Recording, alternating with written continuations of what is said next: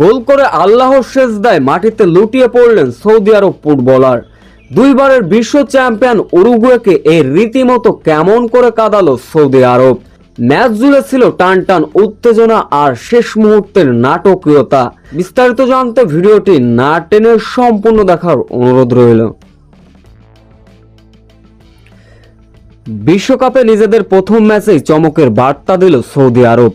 দুইবারের বিশ্ব চ্যাম্পিয়ন উরুগুয়ের বিপক্ষে প্রথমার্ধের শেষ দিকে গোল করে এগিয়ে যায় এশিয়ার এই দলটি।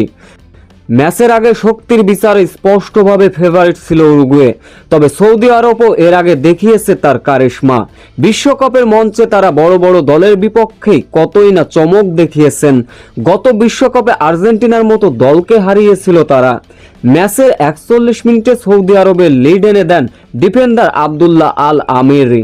কর্নার থেকে ভেসে আসা বল প্রথমে শক্তিশালী হেড করেছিলেন হাসান আল, তবে সেই বল নিয়ন্ত্রণ নিতে ব্যর্থ হন উরুগুয়ের অভিজ্ঞ গোলরক্ষক ফার্নান্দো।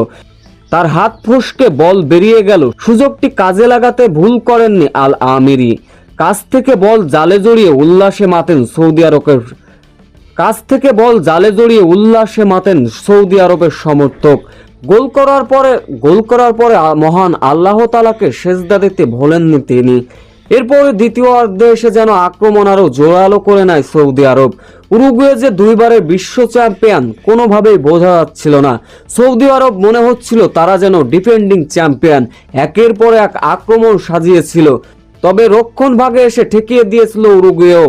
তবে শেষ মুহূর্তের নাটকীয়তা ঘটল, না হলে হয়তোবা ইতিহাস গড়েই ফেলতো সৌদি আরব।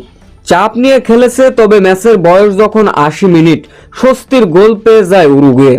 আক্রমণের ধারাবাহিক চাপের ফল হিসাবে পাওয়া এই গোল থেকে স্কোর লাইন একে একে সমতা দাঁড়ায়।